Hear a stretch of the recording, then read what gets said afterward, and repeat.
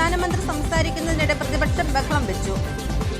അതേസമയം പ്രതിപക്ഷം നുണ പ്രചരിപ്പിച്ചിട്ടും വീണ്ടും അധികാരത്തിലെത്തിയെന്ന് പ്രധാനമന്ത്രി മോദി തന്റെ പ്രസംഗത്തിൽ പറഞ്ഞു. രാഷ്ട്രീയം ഇന്ത്യയിൽ അവസാനിച്ചിരിക്കുന്നുവെന്നും എല്ലാവരുടെയും വികസനമാണ് തങ്ങളുടെ ലക്ഷ്യമെന്നും മോദി പറഞ്ഞു.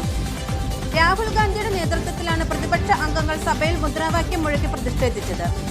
മണിപ്പൂരിൽ നിന്നുള്ള അംഗങ്ങൾക്ക് സംസാരിക്കാൻ അനുവാദം നൽകിയില്ലെന്ന് പറഞ്ഞായിരുന്നു പ്രതിഷേധം. പ്രതിപക്ഷ നേതാവിന്റെ ആവശ്യപ്രകാരം പ്രതിപക്ഷ അംഗങ്ങൾ പാർലമെന്റിന്റെ നടുത്തളത്തിൽ ഇറങ്ങി പ്രതിഷേധിച്ചു.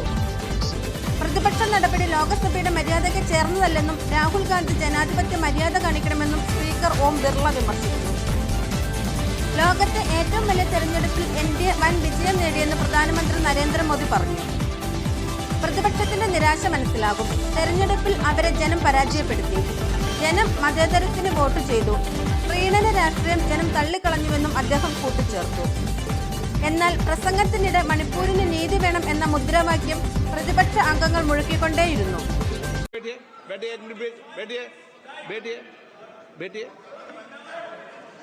ऑनरेबल मेंबर्स, माननीय प्रधानमंत्री जी बोलेंगे. मणिपुर के मैंने एक माननीय सदस्य को पहले ही बोलने का मौका दे दिया था. उनकी पार्टी से 9 मेंबर बोले, बताइए इनको 9 मेंबर बुलाए आपने. आदरणीय सभापति जी,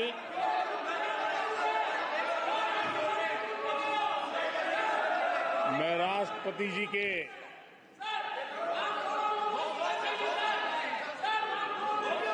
भाषण के प्रति आभार व्यक्त करने के लिए उपस्थित हुआ हूं. आदरणीय सभापति जी, हमारे आदरणीय राष्ट्रपति जी ने विकसित भारत के संकल्प को अपने प्रवचन में विस्तार दिया है. आदरणीय राष्ट्रपति महोदया ने अहम विषय उठाए हैं. आदरणीय राष्ट्रपति जी ने हम सबका और देश का मार्गदर्शन किया है. इसके लिए मैं राष्ट्रपति जी का हृदय से आभार व्यक्त करता हूं. आदरणीय सभापति जी, कल और आज कई माननीय सदस्यों ने राष्ट्रपति जी के अभिभाषण पर अपने विचार व्यक्त किए हैं. मैं विशेष करके जो पहली बार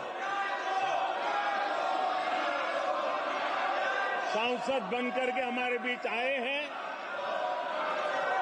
और उनमें से कुछ आदरणीय साथियों ने अपने जो विचार व्यक्त किए, संसद के सभी नियमों का पालन करते हुए किए.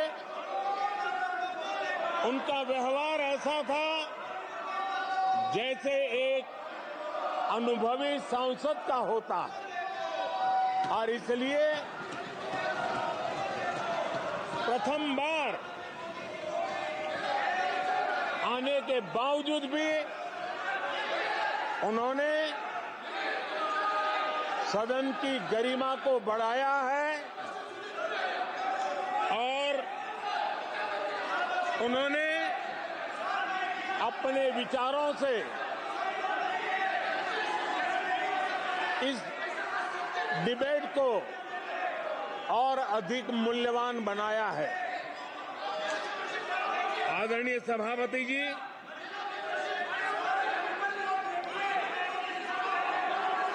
देश ने एक सफल चुनाव अभियान को पार करते हुए विश्व को दिखा दिया है कि ये दुनिया का सबसे बड़ा चुनाव अभियान था। देश की जनता ने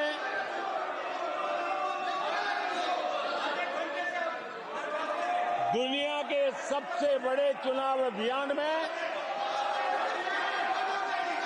जनता ने हमें चुना है और आदरणीय सभापति जी, मैं कुछ लोगों की पीड़ा समझ सकता हूं कि लगातार झूठ चलाने के बावजूद भी उनका घोर पराजय हुआ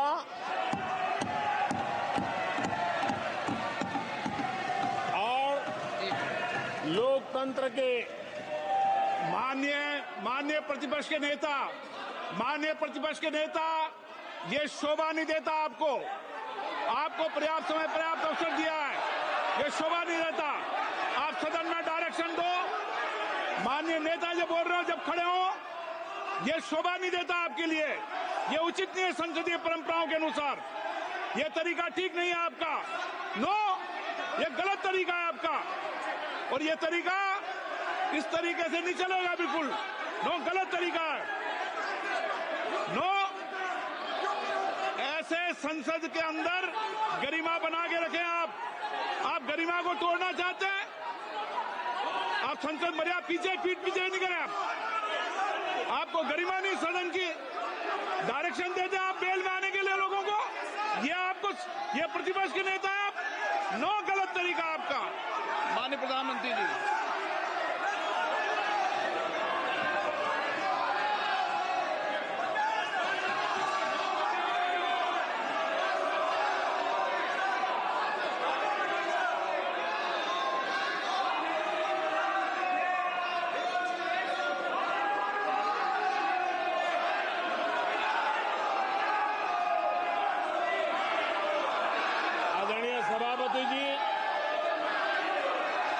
विश्व का सबसे बड़ा चुनाव अभियान और उसमें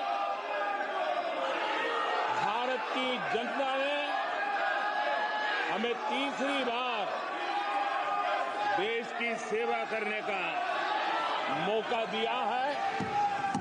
ये अपने आप में लोकतांत्रिक विश्व के लिए बहुत ही महत्वपूर्ण घटना है, बहुत ही गौरवपूर्ण घटना है। आदरणीय सभापति जी, हमें हर कसौटी पर कसने के बाद देश की जनता ने ये जनादेश दिया है।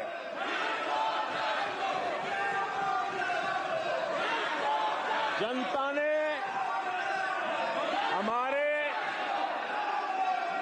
10 साल के ट्रैक रिकॉर्ड को देखा है।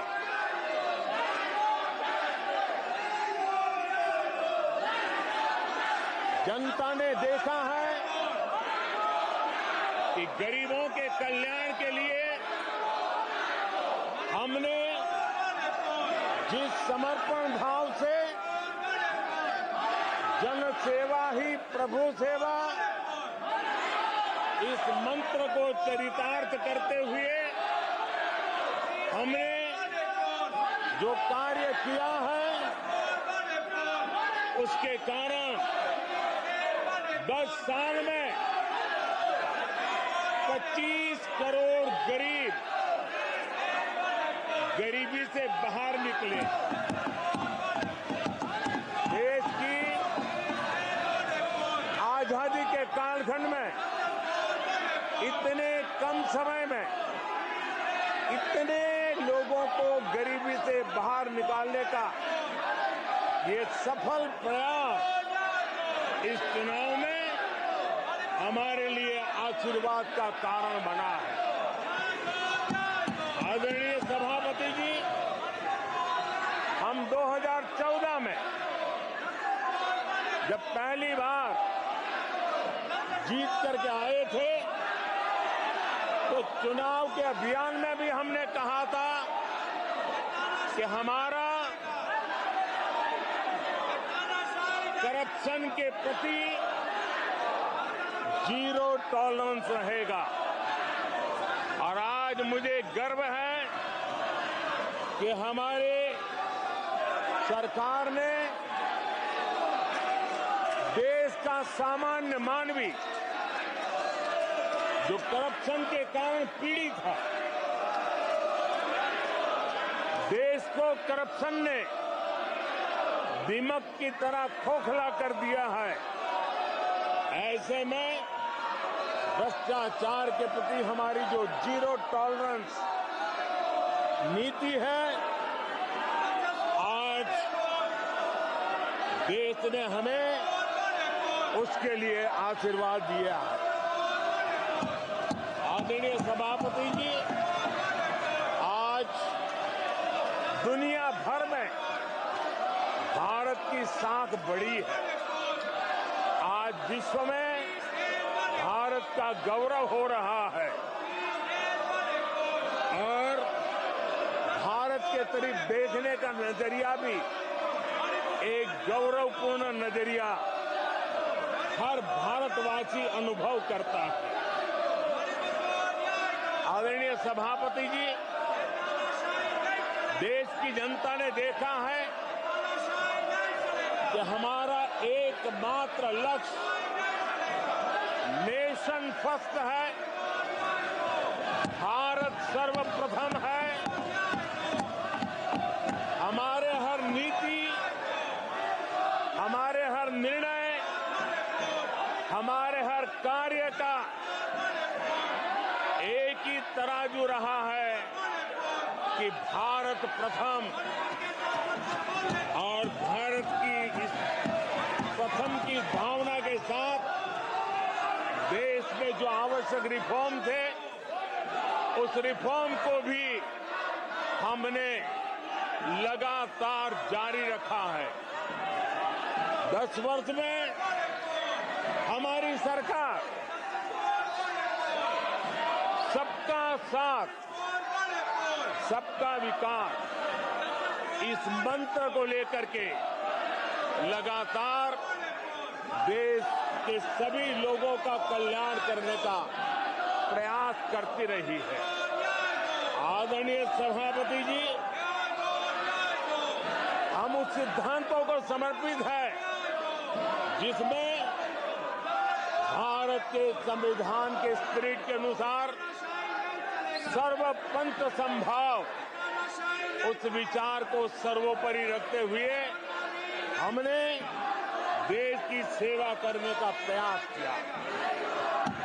आदरणीय सभापति जी, इस देश ने लंबे अरसे तक तुष्टीकरण की राजनीति भी देखी। इस देश ने लंबे अरसे तक तुष्टीकरण का गवर्नेंस का मॉडल भी देखा। देश ने पहली बार सेक्युलरिज्म का एक पूरा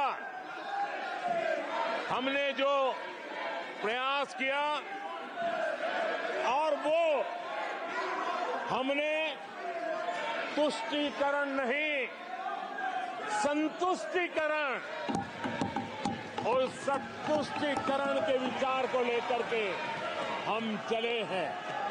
और जब हम संतुष्टीकरण की बात करते हैं तो इसका मतलब है कि हर योजना का सैचुरेशन, गवर्नेंस की आखिरी व्यक्ति तक पहुंचने की हमारी जो संकल्पना है, इसको परिपूर्ण करना।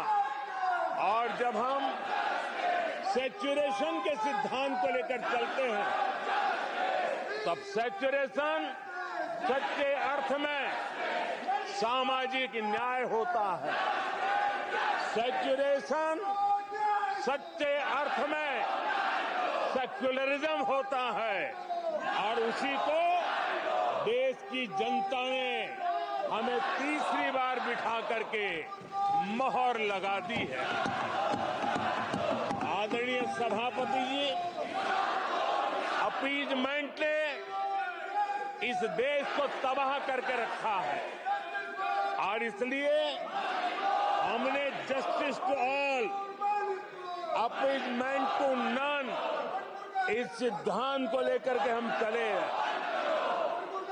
आदरणीय सभापति जी, 10 साल के हमारे कार्य को देखने परखने के बाद भारत की जनता ने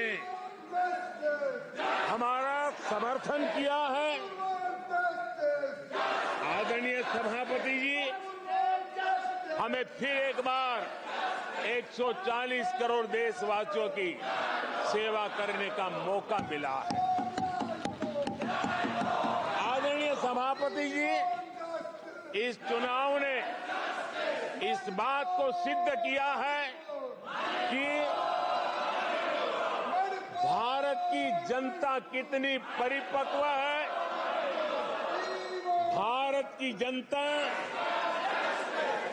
कितने विवेकपूर्ण रूप से और कितने उच्च आदर्शों को लेकर के अपने विवेक का सद्बुद्धि से उपयोग करती है और उसी का नतीजा है कि आज तीसरी बार हम आपके सामने, देश की जनता के सामने नम्रतापूर्वक सेवा करने के लिए उपस्थित हुए हैं। आदरणीय सभापति जी, देश की जनता ने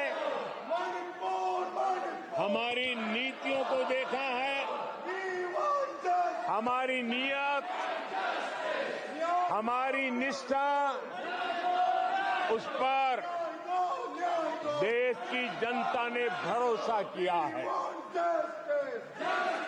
आदरणीय सभापति जी, इस चुनाव में हम जनता के बीच एक बड़े संकल्प के साथ देश की जनता के पास आशीर्वाद मांगने के लिए गए थे और हमने आशीर्वाद मांगा था विकसित भारत के हमारे संकल्प के लिए। हमने विकसित भारत के निर्माण के लिए एक प्रतिबद्धता के साथ, एक शुभ निष्ठा के साथ जन सामान्य का कल्याण करने के इरादे से हम गए थे। जनता ने विकसित भारत के संकल्प को 4 चांद लगा करके हमें फिर से एक बार विजयी बना करके देश की जनता की सेवा करने का मौका दिया है। आदरणीय सभापति जी, जब देश विकसित होता है तब कोटि कोटि जनों के सपने पूरे होते हैं। देश जब विकसित होता है तब कोटि कोटि जनों के संकल्प सिद्ध होते हैं। आदरणीय सभापति जी, जब देश विकसित होता है तब आने वाली पीढ़ियों के लिए भी एक मजबूत नींव उनके सपनों को पूरा करने के लिए तैयार हो जाती है। आदरणीय सभापति जी, विकसित भारत का सीधा सीधा लाभ हमारे देश के नागरिकों की गरिमा, हमारे देश के नागरिकों के क्वालिटी ऑफ लाइफ में सुधार, ये स्वाभाविक हमें विकसित भारत होने से देश के कोटि कोटि जनों के भाग्य में आता है। आजादी के बाद मेरा देश का सामान्य नागरिक इन चीजों के लिए तरसता रहा है। आदरणीय सभापति जी, जब विकसित भारत होता है तब हमारे गांव की स्थिति, हमारे शहरों की स्थिति, उसमें भी बहुत बड़ा सुधार होता है। गांव के जीवन में गौरव भी होता है, गरिमा भी होती है और विकास के नए नए अवसर भी होते हैं। हमारे शहरों का विकास भी एक अवसर के रूप में विकसित भारत में उभरता है, तब दुनिया की विकास यात्रा में भारत के शहर भी बराबरी करेंगे। ये हमारा सपना है।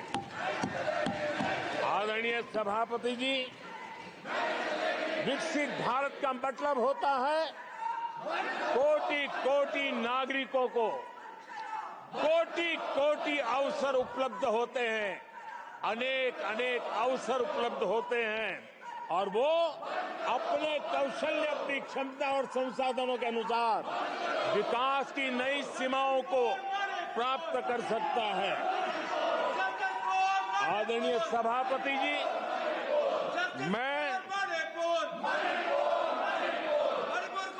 आदरणीय सभापति जी,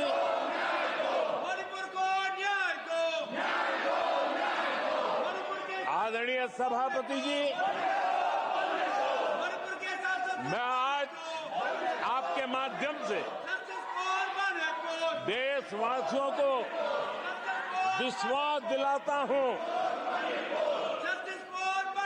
मैं देशवासियों को विश्वास दिलाता हूं कि विकसित भारत के जिस संकल्प को लेकर के हम चले हैं, उस संकल्प की पूर्ति के लिए हम भरसक प्रयास करेंगे, पूरी निष्ठा से करेंगे, पूरी ईमानदारी से करेंगे, और हमारा समय का पल पल और हमारे शरीर का कण कण हम देशवासियों को विकसित भारत के सपने को पूरा करने के लगाएंगे। हमने देश की जनता को कहा था 24/7 फॉर 2047। आज मैं इस सदन में ही दोहराता हूं कि हम उस काम को अवश्य पूरा करेंगे। आदरणीय सभापति जी, 2014 के उन दिनों को याद कीजिए। उन 2014 के उन दिनों को याद करेंगे तो हमारे ध्यान में आएगा कि हमारे देश के लोगों ने उनका आत्मविश्वास खो चुका था, देश निराशा की गर्त में डूब चुका था। ऐसे समय 2014 के पहले देश ने जो सबसे बड़ा नुकसान भुगता था, जो सबसे बड़ी अमानत खोई थी, वो था देशवासियों का आत्मविश्वास। और जब विश्वास और आत्मविश्वास खो जाता है, तब उस व्यक्ति को, उस समाज को, देश को खड़ा होना मुश्किल हो जाता है।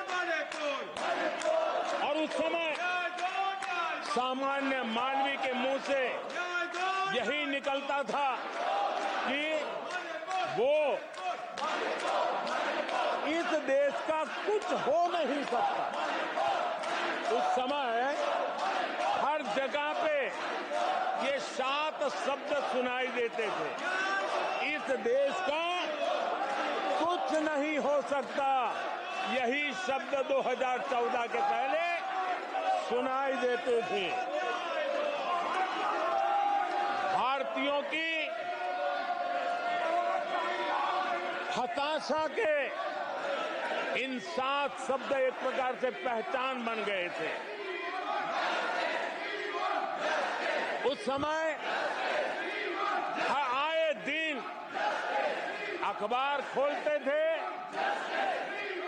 तो घोटालों की खबरें ही पढ़ने को मिलती थी, और सैकड़ों करोड़ के घोटाले, रोज नए घोटाले, घोटालों से स्पर्धा, ये घोटालेबाज लोगों के घोटाले, इसी का एक कालखंड था।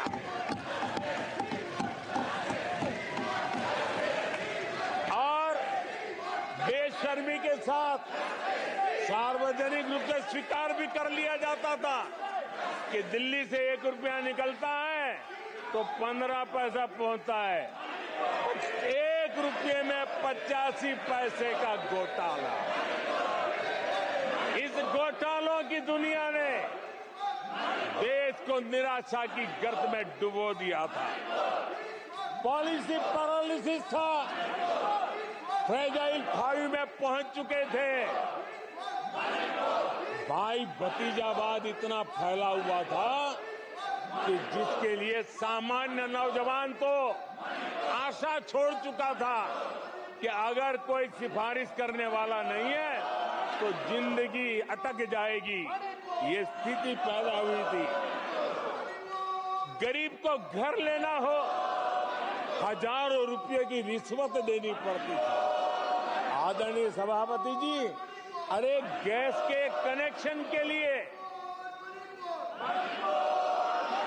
मेंबर पार्लियामेंट के यहाँ, सांसदों के यहाँ अच्छों को चक्कर काटने पड़ते थे और वो भी बिना कट के लिए गैस के कनेक्शन नहीं मिलते थे।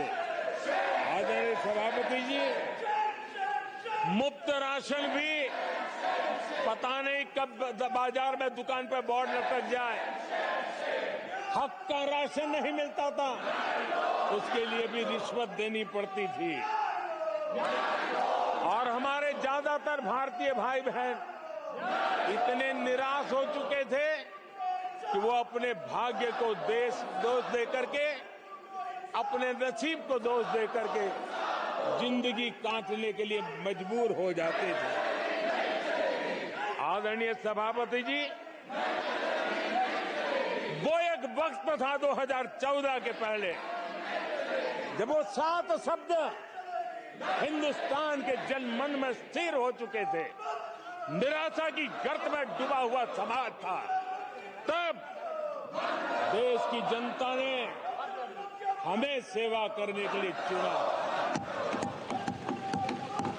और वो पल देश के परिवर्तित युग का प्रारंभ हो चुका था।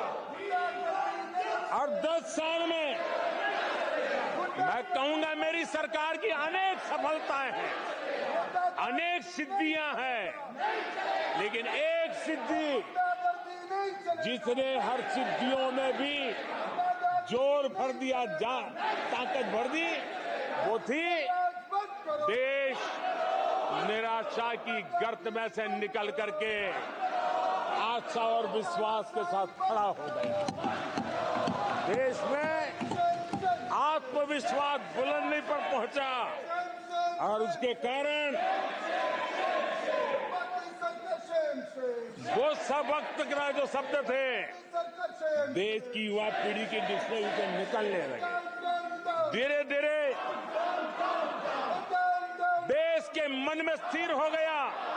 जो 2014 से पहले कहते थे कुछ नहीं हो सकता, वो कहने लगे तब इस देश में सब कुछ हो सकता है, इस देश में सब कुछ संभव है। ये विश्वास जताने का काम किया हमने। जब हमने सबसे पहले तेज 5G रोल आउट हमने दिखाया, आज देश कहने लगा तीव्र गति से 5G का रोल आउट होना। देश गौरव से कहने लगा भारत कुछ भी कर सकता है। आदरणीय सभापति जी, वो एक जमाना था जब कोयले घोटाले में बड़ों के हाथ काले हो चुके थे। आज कोयले का सर्वाधिक उत्पाद, सर्वाधिक प्रोडक्शन, आज कोल प्रोडक्शन के विक्रम हुए हैं और इसी के कारण देश अब कहने लगा है अब भारत कुछ भी कर सकता है। आदरणीय सभापति जी, वो एक समय था 2014 के पहले जब फोन बैंकिंग फोन बैंकिंग करके बड़े बड़े बैंक घोटाले किए जा रहे थे। अपनी पर्सनल प्रॉपर्टी की तरह बैंक का खजाना लूट लिया गया था। आदरणीय सभापति जी, 2014 के बाद नीतियों में परिवर्तन, निर्णयों में गति, निष्ठा, प्रामाणिकता की, और उसी का परिणाम है दुनिया की अच्छी बैंकों में आज भारत की बैंकों का स्थान बन गया। आज भारत की बैंक सर्वाधिक मुनाफा करने वाली बैंक बन गई और लोगों की सेवा करने के लिए। आदरणीय सभापति जी, 2014 के पहले वो भी एक वक्त था कि जब आतंकी आकर के जी चाहे वहां, जब चाहे वहां हमला कर सकते थे। 2014 के बाद स्थिति ये बनी कि जब वहां उस समय 14 के पहले निर्दोष लोग मारे जाते थे, हिंदुस्तान के कोने कोने को टारगेट किया जाता था और सरकारें चुपचाप बैठी रहती थी, मुंह तक खोलने को तैयार नहीं थी। आज 2014 के बाद का हिंदुस्तान घर में घुसकर मारता है, सर्जिकल स्ट्राइक करता है, एयर स्ट्राइक करता है और आतंकवाद के आकाओं को भी सबक सिखाने का सामर्थ्य दिखा दिया है।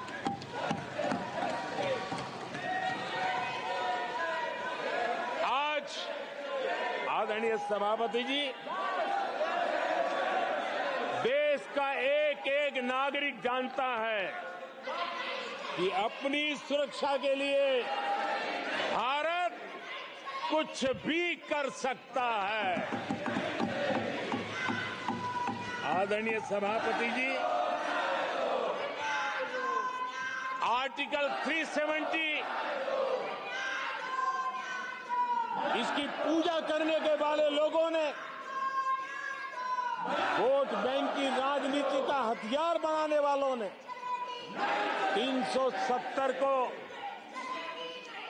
उसने जम्मू कश्मीर का जो हालात कर दिए थे, वहां के लोगों के अधिकार छीन लिए थे। भारत का संविधान जम्मू की कश्मीर की सीमा में प्रवेश नहीं कर सकता था और यहां संविधान सर पे रख करके नाचने वाले लोग संविधान को जम्मू कश्मीर में लागू करने का हौसला नहीं रखते, बाबा साहब अम्बेडकर का अपमान किया करते और 370 का वो जमाना था, सेनाओं पर पत्थर चलते थे और लोग निराशा में डूब करके कहते थे अब तो जम्मू कश्मीर में कोई हो नहीं सकता है। आज आर्टिकल 370 की दीवार गिरी, पत्थरबाजी बंद है, लोकतंत्र मजबूत है और लोग बढ़ चढ़ करके भारत के संविधान में भरोसा करते हुए, भारत के तिरंगे झंडे पर भरोसा करते हुए, भारत के लोकतंत्र में भरोसा करते हुए बढ़ चढ़ करके मतदान करने के लिए आगे आ रहे हैं। ये साफ साफ दिखाई देता है। आदरणीय सभापति जी, 140 करोड़ देशवासियों में ये विश्वास पैदा होना,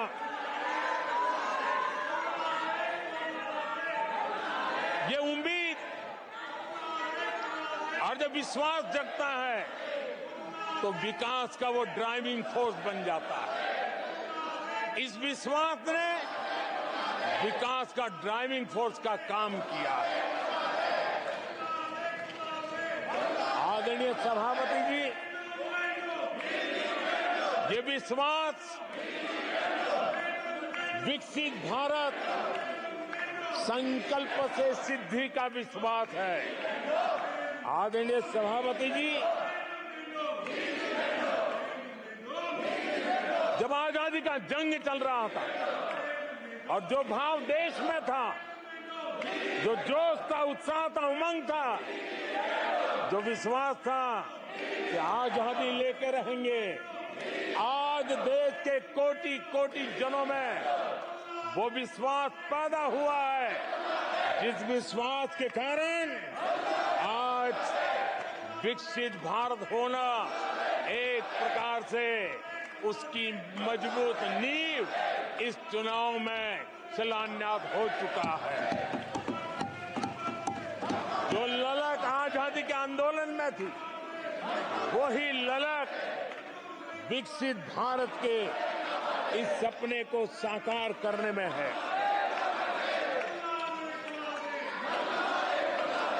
आदरणीय सभापति जी, आज भारत के लक्ष्य बहुत विराट है और आज भारत को एक ऐसी स्थिति पे 10 साल में पहुंचा है कि हमें खुद से ही स्पर्धा करनी है, हमें ही अपने पुराने रिकॉर्ड तोड़ने हैं और नेक्स्ट लेवल पर हमें हमारी विकास की यात्रा को ले जाना है। 10 वर्षों में भारत विकास की जिस ऊंचाई पर पहुंचा है, वो हमारी प्रतिस्पर्धा का एक मार्ग बन चुका है, एक बेंचमार्क बन चुका है। पिछले 10 साल में हमने जो स्पीड पकड़ी है, अब हमारा मुकाबला उसी स्पीड को और ज्यादा स्पीड में ले जाने का है और मेरा विश्वास है देश की इच्छा को हम उसी गति से पूरा करेंगे। आदरणीय सभापति जी, हम हर सफलता को, हर सेक्टर को नेक्स्ट लेवल तक ले जाएंगे। आदरणीय सभापति जी, 10 सालों में भारत की इकोनॉमी को 10 साल के अल्पकाल में हम 10 नंबर से इकोनॉमी को 5 नंबर पे ले गए। अब हम नेक्स्ट लेवल पर जाने के लिए जिस गति से निकले हैं, अब हम देश की इकोनॉमी को नंबर 3 पर ले जाएंगे। आदरणीय सभापति जी, 10 सालों में हमने भारत को मोबाइल फोन का बड़ा मैन्युफैक्चरर बना दिया, भारत को मोबाइल फोन का बड़ा एक्सपोर्टर बना दिया। अब यही काम इस हमारे टेन्योर में सेमीकंडक्टर और अन्य सेक्टर्स में हम करने जा रहे हैं। दुनिया के महत्वपूर्ण कामों में जो चिप्स काम में आएगी, वो चिप्स मेरे भारत की मिट्टी में तैयार हुई होगी, मेरे भारत के नौजवानों की बुद्धि का परिणाम होगा, मेरे भारत के नौजवानों के परिश्रम का परिणाम होगा। ये विश्वास हमारे भीतर है। आदरणीय सभापति जी, हम आधुनिक भारत की तरफ भी जाएंगे, हम विकास की नई ऊंचाइयों को, लेकिन हमारी जड़ें जमीन से जुड़ी रहेगी, हमारे पैर देश के जन सामान्य की जिंदगी से जुड़े रहेंगे और हम 4 करोड़ गरीबों के घर बना चुके हैं।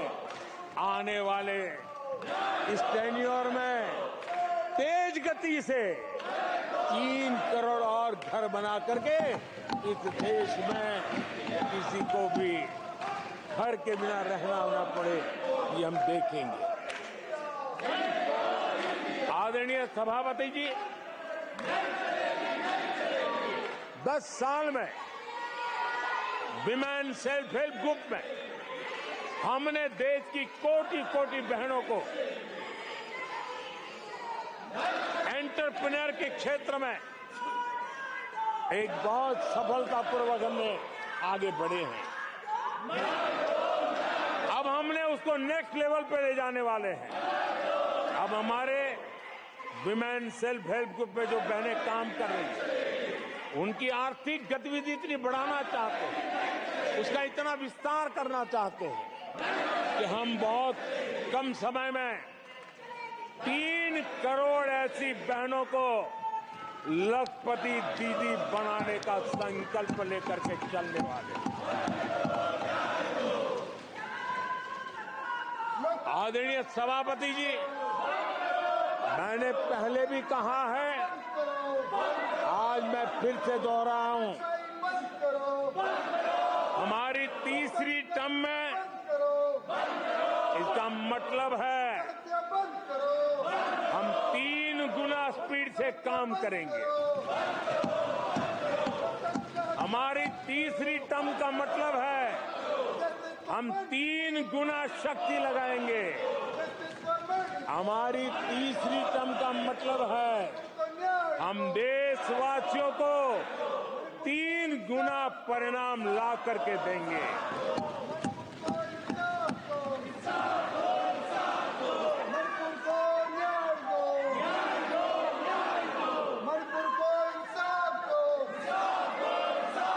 अपने सदस्यगणों, नेता प्रतिपक्ष माननीय से मैंने सबको मौका दिया। आपने 90 मिनट बोला, ये संसद में तरीका ठीक नहीं है। मैं आग्रह करूंगा, आप इस तरीके से संसद की मर्यादाओं को बनाए उचित नहीं है। आप जाइए बेल में से, बैठिए। आपको पर्याप्त समय, पर्याप्त अवसर दिया। आपको 90 मिनट बोलने दिया और समय पूरा दिया। आपकी सभी सदस्यों को बोलने का अवसर दिया, लेकिन आप जब सदन के नेता बोलते हैं, जिस तरीके का व्यवहार करते हैं, ये संसदीय परंपराओं के अनुरूप नहीं है। और ये इतनी बड़ी पार्टी जो लेकर आप चल रहे हो, उसकी परंपराओं के अनुरूप भी नहीं है। ये 5 साल ऐसे चलने वाला नहीं है। माननीय प्रधानमंत्री जी, आदरणीय सभापति जी,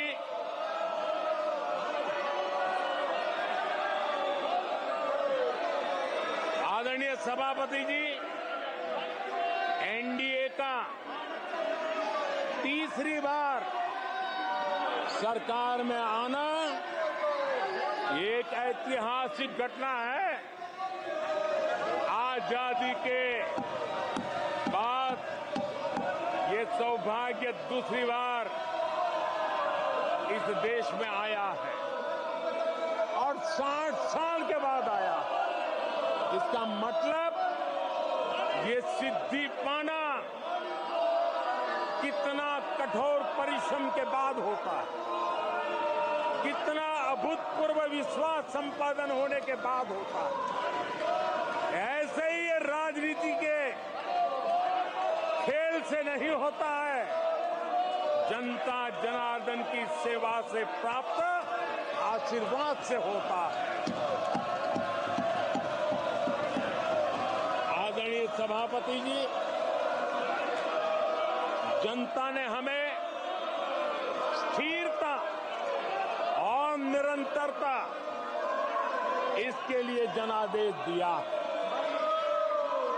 लोकसभा चुनाव के साथ ही आदरणीय सभापति जी, लोगों की नजर से यह चीजें जरा ओझल हो गई। लोकसभा के चुनाव के साथ साथ हमारे देश में 4 राज्यों के बीच चुनाव हुए और आदरणीय सभापति जी, इन चारों ही राज्यों में एनडीए ने अभूतपूर्व सफलता प्राप्त की है। अभूतपूर्व सफलता प्राप्त, हमने शानदार विजय प्राप्त प्राप्त की। महाप्रभु जगन्नाथ जी की धरती उड़ीसा ने हमें भरपूर आशीर्वाद दिया है।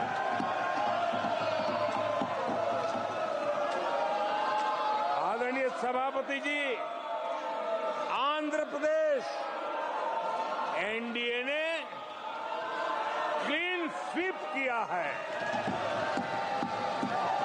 सूक्ष्मदर्शक यंत्र में भी ये नजर नहीं आते हैं। आदरणीय सभापति जी, अरुणाचल प्रदेश हम फिर एक बार सरकार बनाई है। सिक्किम में एनडीए ने फिर एक बार सरकार बनाई है। अभी 6 महीने पहले ही आदरणीय सभापति जी,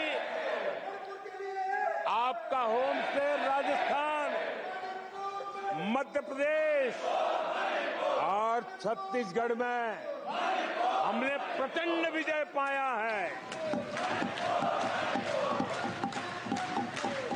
आदरणीय सभापति जी, हमें नए नए क्षेत्रों में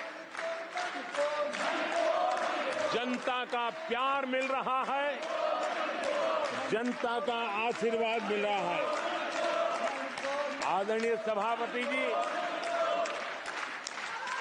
बीजेपी ने केरला में इस बार खाता खोला है और बड़े गर्व के साथ केरला से हमारे सांसद हमारे साथ बैठते हैं।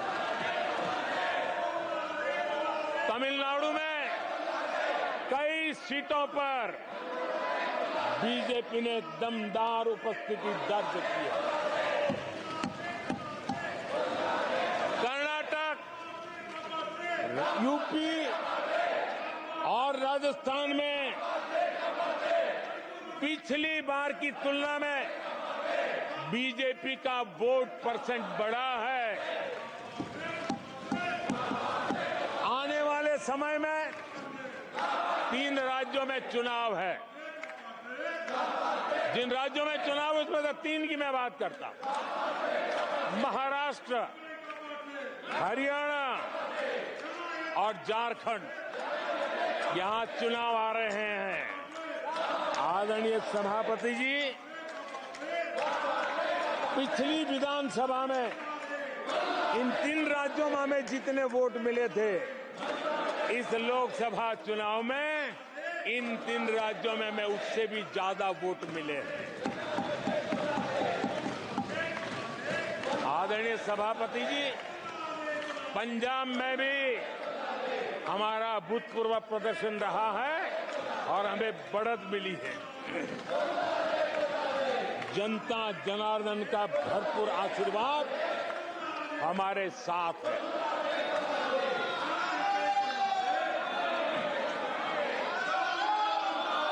आदरणीय सभापति जी, 24 के चुनाव में कांग्रेस के लिए भी इस देश की जनता ने जनादेश दिया है और इस देश की जनादेश है कि आप वहीं बैठिए,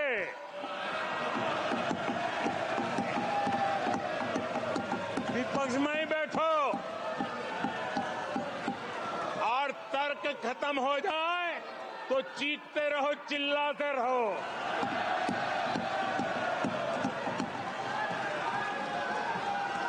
आदरणीय सभापति जी, कांग्रेस के इतिहास का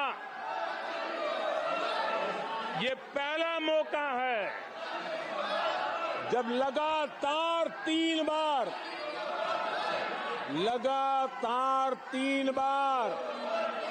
कांग्रेस 100 का आंकड़ा पार नहीं कर पाई है।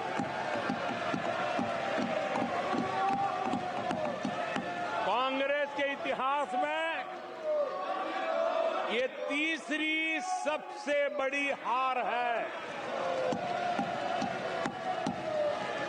तीसरा सबसे खराब प्रदर्शन है। अच्छा होता कांग्रेस अपनी हार स्वीकार करती, जनता जनार्दन के आदेश को सर आंखों पर चढ़ाती, आत्ममंथन करती, लेकिन ये तो कुछ शीर्षासन करने में लगे हुए हैं।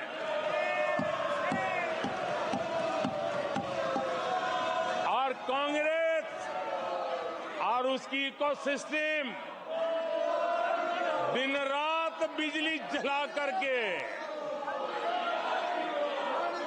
हिंदुस्तान के नागरिकों के मन में ये प्रस्थापित करने की कोशिश कर रहे हैं कि उन्होंने हमें हरा दिया है। आदरणीय सभापति जी, ऐसा क्यों हो रहा है, मैं जरा अपने सामान्य जीवन के अनुभव से बताता हूं। कोई छोटा बच्चा साइकिल लेके निकला है और अगर वो बच्चा गिर जाता है, साइकिल से लुढ़क जाता है, रोने लगता है, तो कोई बड़ा व्यक्ति आकर के उसके पास पहुंच जाता है और उसको कहता है, देखो चींटी मर गई, देखो चिड़िया उड़ गई, अरे देखो तुम तो बहुत बढ़िया साइकिल चलाते हो, अरे तुम तो गिरे नहीं हो। ऐसा करके उसका जरा मन ठीक करने के लिए प्रयास करते हैं, उसका ध्यान भटका करके उस बच्चे का मन बहला देते हैं। तो आजकल बच्चे का मन बहलाने का काम चल रहा है।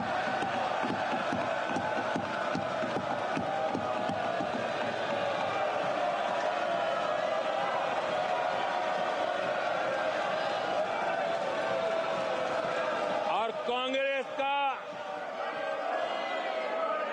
कांग्रेस के लोग और उनका इकोसिस्टम आजकल ये मन बहलाने का काम कर रहा है। आदरणीय सभापति जी, 1984 उस चुनाव को याद कीजिए। उसके बाद इस देश में 10 लोकसभा के चुनाव हुए, 10 लोकसभा के चुनाव हुए। 84 के बाद 10-10 लोकसभा के चुनाव होने के बावजूद भी कांग्रेस 250 के आंकड़े को छू नहीं पाई है।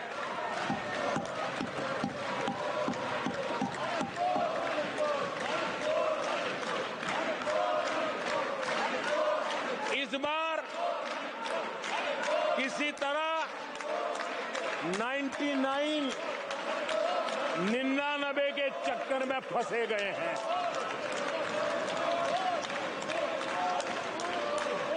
आदरणीय सभापति जी, मुझे एक किस्सा याद आता है।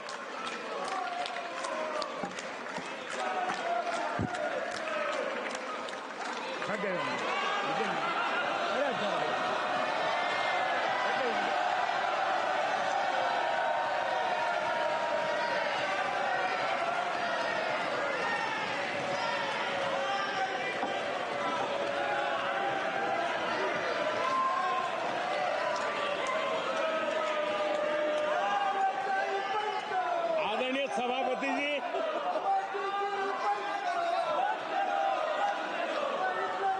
मुझे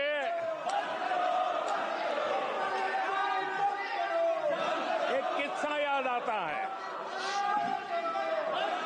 आदरणीय सभापति जी, मुझे एक किस्सा याद आता है। 99 मार्क्स लेकर एक बालक घमंड में घूम रहा था और देश सबको दिखाता था, देखो कितने ज्यादा मार्क्स आए हैं, तो लोग भी जब 99 सुनते थे तो शाबाशी देते थे, बहुत उसको हौसला बुलंद करते थे। तो फिर उनके टीचर आए कि भैया किस बात की मिठाई बांट रहे हो, ये 100 में से 99 नहीं लाया, ये तो 543 में से लाया है।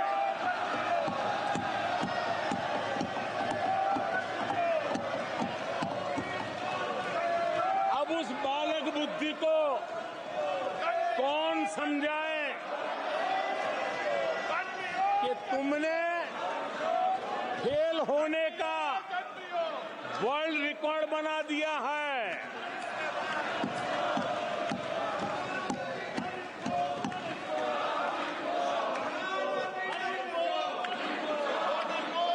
कांग्रेस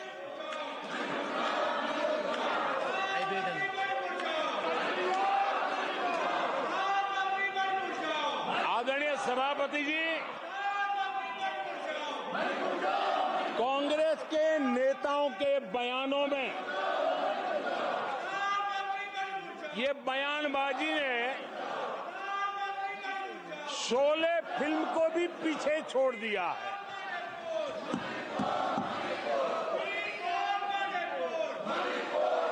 आप सबको शोले फिल्म की वो मौसी जी याद होगी।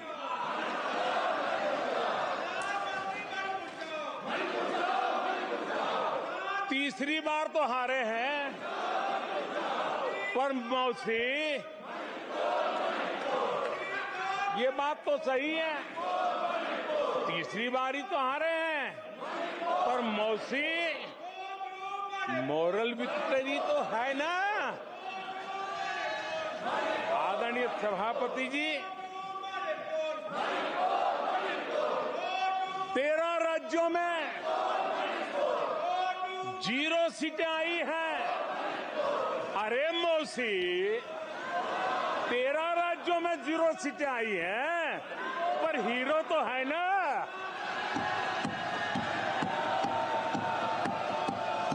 आदरणीय सभापति जी, अरे पार्टी की लुटिया तो दुबई है। अरे मौसी, पार्टी अभी भी सांसें तो ले रही है।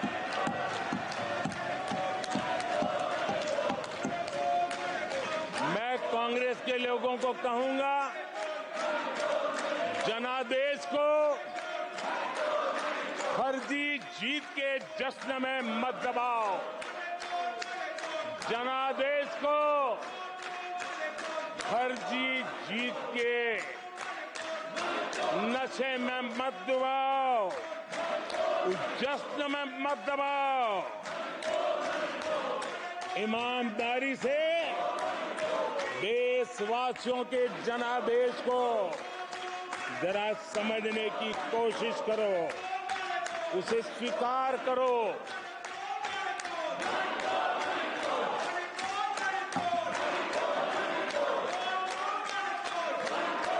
आदरणीय सभापति जी, मुझे नहीं पता कि कांग्रेस के जो साथी दल है